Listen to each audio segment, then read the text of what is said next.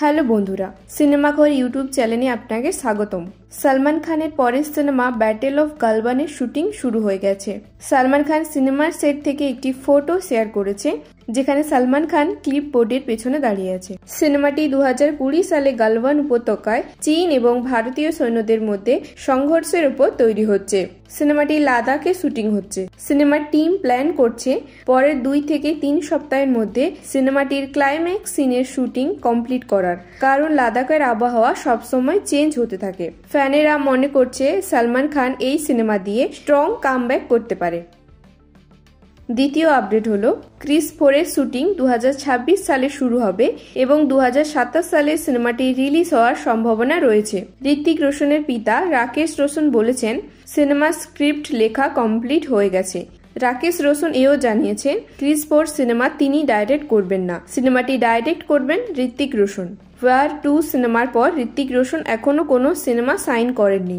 হতে পারে ঋত্বিক রোশনের পরের সিনেমা হতে চলেছে ক্রিস 4। নেক্সট আপডেট হলো, প্রায় 46 বছর পর সুপারস্টার কামাল হাসান এবং রজনীকান্ত একসাথে সিনেমা করবেন। 2025-এর সাউথ ইন্ডিয়ান মুভি অ্যাওয়ার্ড শোতে কামাল হোসেন কনফার্ম করেছেন এই খবর। এই সিনেমার ডাইরেক্ট কে করবেন সে ব্যাপারে কামাল হোসেন কিছু বলেননি।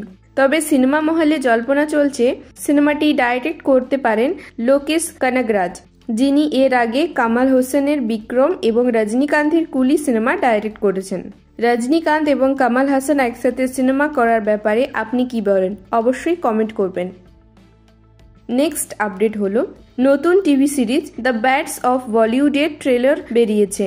কেমিও রোলে দেখতে পাবেন আমির খান, শাহরুখ খান, সলমান খান সমেত বলিউডের অর্ধেক সুপারস্টারদের। क्या कहा उसने? तो बोला घंटे का बादशाह। ট্রেলারটি প্রচুর হাইপ বানিয়েছে সোশ্যাল মিডিয়ায়। সিরিজটিতে দেখতে পাবেন ববি দেওল এবং লক্ষ্মণ লালওয়ানি। 18 সেপ্টেম্বর নেটফ্লিক্সে রিলিজ হবে সিরিজটি। ভিডিওটি কেমন লাগলো অবশ্যই ফিডব্যাক জানাবেন। ধন্যবাদ।